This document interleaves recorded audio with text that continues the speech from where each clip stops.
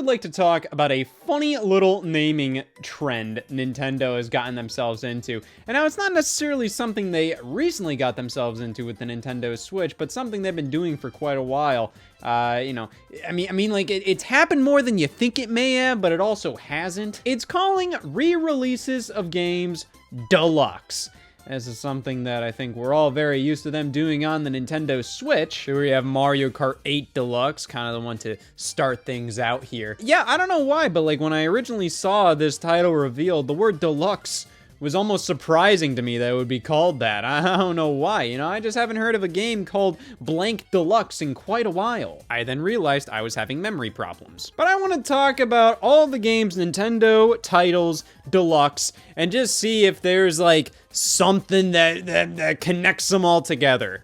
Because there isn't. So the first one on Nintendo Switch was Mario Kart 8 Deluxe. Pretty much this is Mario Kart 8 Definitive Edition. You have everything from the Wii U game, plus the DLC baked into the experience, and then a refined battle mode. It technically runs a little better, it looks a little better. It's Mario Kart 8 Deluxe. And I think Deluxe is a good word to use for this re-release. You could have called it like Mario Kart 8 Plus or Mario Kart 8 Switch, but Deluxe is a good way to describe the game. It's Mario Kart 8, but more and better. Calling it Mario Kart 8 Remastered is just, it's like, no. Pretty much looks the exact same, so calling it that's kind of like, what are you doing? Mario Kart 8 Definitive Edition implies that this is the last time they're going to release Mario Kart 8. That's fucking stupid. So, whatever, that makes sense. But the next game they called Deluxe is Pokken Tournament DX. Oh man, DX, that kind of sounds familiar. Wait a second, that's what they called Link's Awakening DX on the Game Boy Color. I don't have that version. Always a bit of a weird subtitle for that version of Link's Awakening in my opinion. DX kind of feels like, you know, like here, feels like it makes sense. I mean, like it's a fighting game. Oh, pop, wow, bam! Feels a little edgy, feels a little futuristic. Link's Awakening DX always felt a little like, oh, okay. But it turned out Nintendo used this naming scheme for a fair amount of their Game Boy Color games. We had Tetris DX at the launch of the Game Boy Color, but Super Mario Bros. Deluxe as well, which this didn't have DX. This is Deluxe, and yeah, we're already having a bit of a weird, funky little issue with this. So Super Mario Bros. Deluxe is kind of like a remake of Super Mario Brothers, a port maybe, an expanded, enhanced port. It's Super Mario Brothers with a bunch of extra stuff on the Game Boy Color.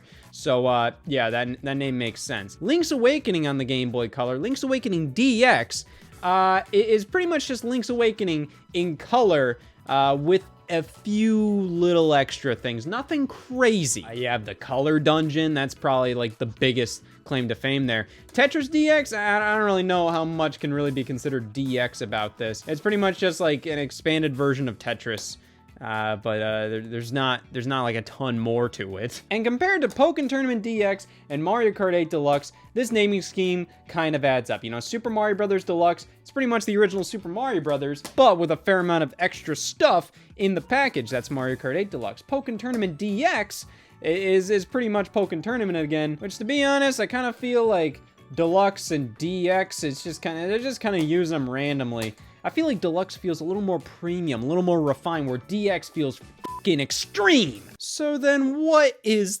this? Pokemon Mystery Dungeon Rescue Team DX. So, pretty much everything before this using Deluxe or DX was pretty much like a port or a very similar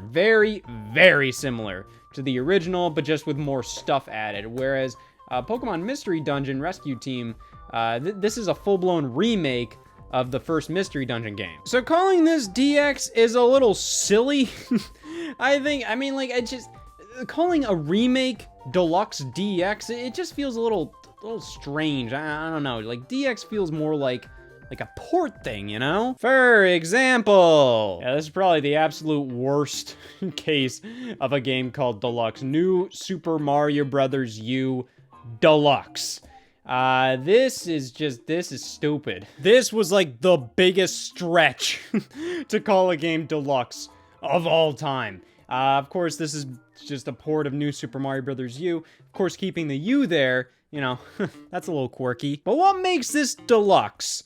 The fact that this has 2 games in one, so we can see here, New Super Mario Bros. U and New Super Luigi U. Why are you acting like this has never been done before? The only thing they genuinely added to this was the new playable character, Toadette, who can transform into Peachette, and Nabbit is playable in regular New Super Mario Bros. U. I don't care. I mean, to be fair, what would you call this thing, you know? Like, what would you call New Super Mario Bros. U on Nintendo Switch? I think the word deluxe kind of at least distracts you from just the confusion of what the hell this U is doing there. With the word deluxe here, this is just some strange amalgamation of letters and words. But then we also have Pikmin 3 Deluxe. Yeah, I don't really see a huge pattern with like what games Nintendo is deciding to give the deluxe subtitle to. Like, let's take a look at something like Donkey Kong Country Tropical Freeze on Nintendo Switch. That has a comparable amount of additions to New Super Mario Bros. U. Yeah, that's just Donkey Kong Country Tropical Freeze. They don't add anything to that title. Nothing. Super Mario 3D World has so much changed and just tweaked in that game. To be fair though, they don't really like add a bunch to the base game of 3D World. It's pretty much like there's nothing added to that original game. It's more so like enhanced and tweaked stuff. And then in addition, you have Bowser's Fury. So yeah, I can kind of understand why that doesn't have the subtitle deluxe, because what's genuinely deluxe about 3D World? I mean, like, yeah, you have online multiplayer, you have faster gameplay, you have better resolution, you have all this extra little stuff in that game. I feel like to have the word deluxe, you have to add like a brand new like level or a character. I think that's baseline. Add a character. That's all you gotta do. But Pikmin 3 Deluxe here, this may be the most worthy of the title Deluxe so far.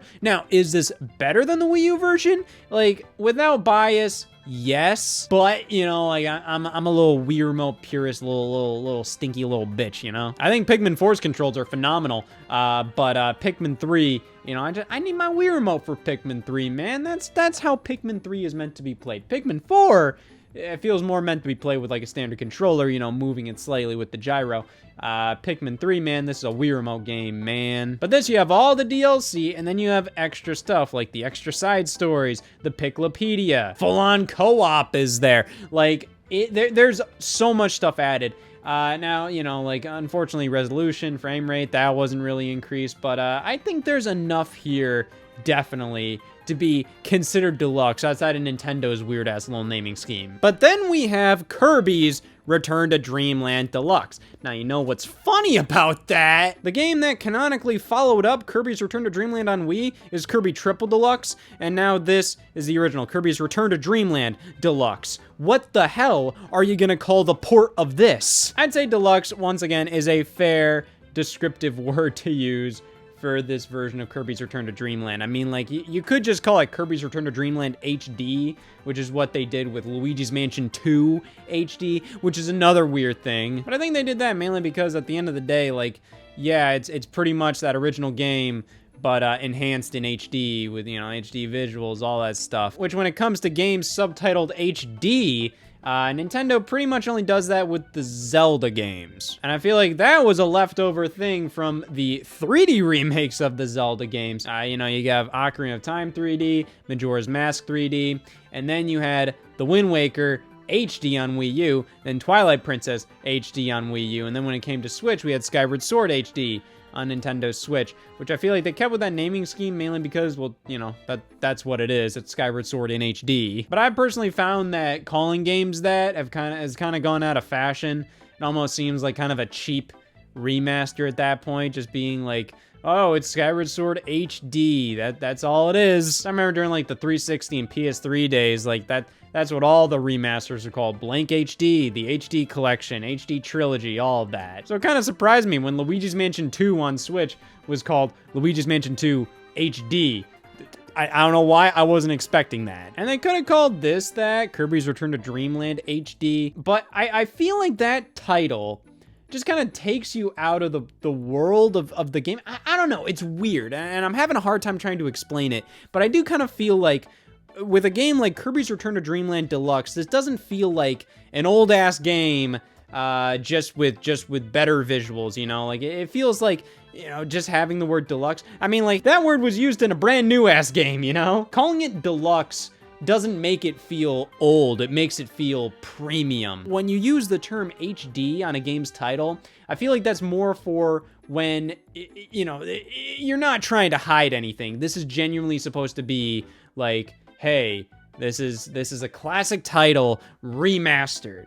Whereas this, I mean, like, yeah, that's what it is, but, you know, you could play Kirby's Return to Dreamland Deluxe and be like, yep, that's a 2D Kirby, you know, it's pretty much of the exact same quality as something like Kirby Star Allies, you know? In fact, I'd say it's better than Star Allies. So, yeah, that's my reasoning for why this is called Deluxe. But just you wait there, because there are other Kirby games titled Deluxe, and they are versions of the mini games, the sub games in Kirby Triple Deluxe, and one of them from Kirby Planet Robobot, re-released on their own and expanded upon. While on the eShop, you had Kirby Fighters Deluxe and DDD's Drum Dash Deluxe, and then from Planet Robobot, you have Team Kirby Clash, and then on the eShop, you have Team Kirby Clash Deluxe. And that is pretty much most of Nintendo's games titled Deluxe. There was a bit more than I thought there'd be, primarily because, you know, I kind of forgot about the DX era of the Game Boy Color,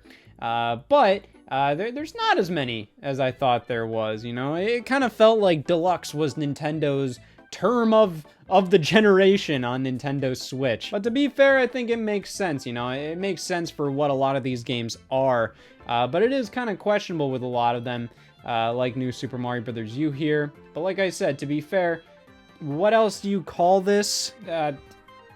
Shitty game?